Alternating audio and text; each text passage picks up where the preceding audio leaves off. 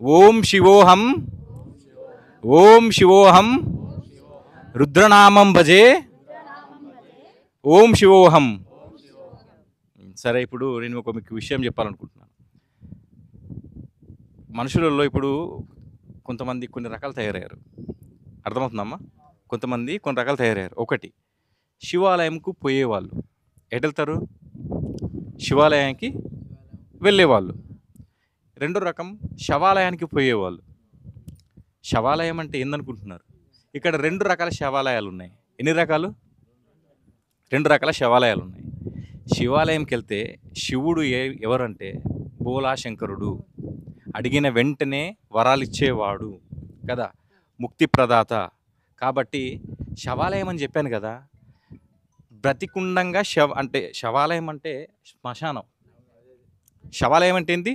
రెండు రకాల శవాలయాలని చెప్తున్నాను. ఇది మొదటి శవాలయం చెప్తున్నాను నేను. ఎవరైనా కానీ ఆ శవాలయానికి వెళ్ళాల్సిందే. అక్కడ ఉండేవారు ఎవరు? కాటి కాపరి. ఆ రూపంలో ఉండేది కూడా ఎవరు? శివుడే. శివైనే కదా. అందుకే చాలా మనం ఆంధ్రలో నేను చాలా చోట్ల చూసినప్పుడు ఖచ్చితంగా ఎక్కడైతే శవాలని మనము వైకుంఠ ధామాలు ఉంటాయో అక్కడ ఎవరిని పెడతారు? శివుణ్ణి పెడతారు. ఇప్పుడు ఉదాహరణకు మన బాసర ఉంది. బాసర ముందరనే ఎక్కడ మనం స్నానం చేసే ఘాటు ముందర ఏం కనిపిస్తుంది? అక్కడ శ్మశాన వాటిక కనిపిస్తుంది. అక్కడ ఎవరు ఉంటారు? పరమశివుడే ఉంటాడు కదా. కానీ నలుగురు మోసుకెళ్తే అక్కడ శవం అయిపోతాం. నలుగురు మోసుకెళ్తే శవం అయిపోతాం.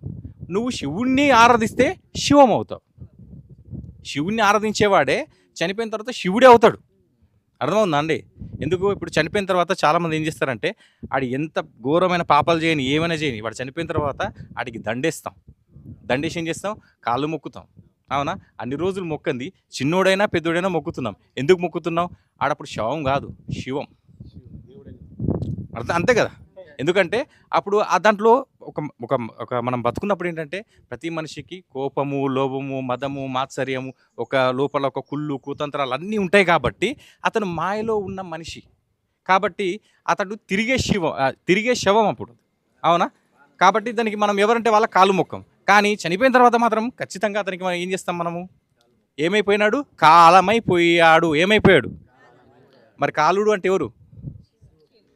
మంచి అర్థమవుతుంది కదా నేను చెప్పేది. సరే, ఇంకో రకమైన శవాలయం గురించి చెప్తా. అవునా? శవాలయం అని అంటే ఇప్పుడు ఎవడైనా కానీ ఈడు చచ్చిపోయాడు, నా పాపాల కోసం చచ్చిపోయాడు అని శవాన్ని పెట్టుకొని ఎవడైనా కానీ ఆరాధిస్తాడా?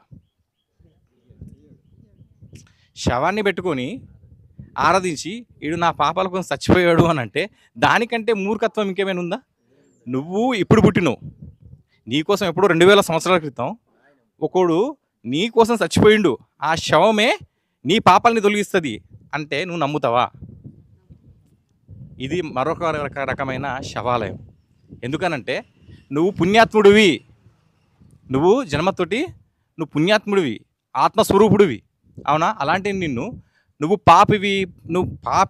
పాపివి అనుకుంటూ పాపాలు చేసుకుంటూ కూర్చుంటే మనం ఇంకా పాపలం కాకుంటే యద్భావం తద్భవతి ఇంకేమవుతాం? అంతే కదా. అర్థమైందా? కాబట్టి మనం శవాలయానికి వెళ్తున్నామా, శివాలయానికి వెళ్తున్నామా? ఒకవేళ శవాలయానికి వెళ్తే అది శివంలో మనం కలవాలి, కానీ శవాన్ని మనం తలుచుకొని మనం కూడా శవాలలాగా ఉండొద్దు. ఇప్పుడు పాశ్చాత్య దేశాల్లో చూడండి, ఉదాహరణకి చెప్తున్నాను, అదే శవాన్ని పట్టుకొని వాళ్ళు ఏం చేస్తారు? వెళ్తారు. ఆ శవమే నన్ను రక్షించింది, ఆ శవమే నా దేవుడు అని అంటారు. పాశ్చాత్య దేశాల్లో మీరు తీసుకున్నట్టయితే అక్కడ ఒక అక్క వరుస కానీ, అన్న వరుస కానీ, తమ్ముడు వరుస ఇవన్నీ ఏమన్నా చూస్తారా? చూడరు. ఆడికి 16 ఏళ్ళు వచ్చినట్టే బయటకు వెళ్ళిపోతాడు ఇష్టం వచ్చినట్టు. ఏమనంటే కోర్టులు, కేసులు అవి వాళ్ళకే సిస్టమ్. ఏమంటే ఆస్తిలో వాటా కావాలని అడుగుతారు. కానీ మన సనాతన సంస్కృతిలో ఏంటంటే మాతృదేవోభవ. నీ అమ్మలో దేవుడిని చూడు, నీ నాన్నలో దేవుడిని చూడు, నీ గురువులో దేవుని చూడు, వచ్చిన అతిథిలో దేవుని చూడు, చివరికి భిక్షగాడిలో కూడా నువ్వు దేవుణ్ణి చూడు. అర్థమైందమ్మా? ఎందుకనంటే వచ్చిన భిక్షగాడు కాదు వచ్చింది. ఎందుకంటే ఆది భిక్షువు వాడినేది అడిగేది, బూడిదిచ్చేవాడినేది అడిగేది అని ఒక రచయిత రాశాడు. అవునా? ఆది భిక్షువు ఎవరు? మహాశివుడు, బోలా శంకరుడే. కాబట్టి మీ ఇంటికి ఎవరైనా భిక్షం కోసం వచ్చినా కానీ వచ్చింది శంకరుడే, ఇచ్చేది కూడా శంకరుడే, తీసుకునేది శంకరుడే, ఇచ్చేది శంకరుడే. ఆ భావనతో ఉండాలి. కాబట్టి ఎవరైనా వచ్చి మా శవాన్ని నమ్మండి అని అంటే లేదు, మేము శవాన్ని నమ్మము, మేము నమ్మేది శివాన్ని నమ్ముతాం.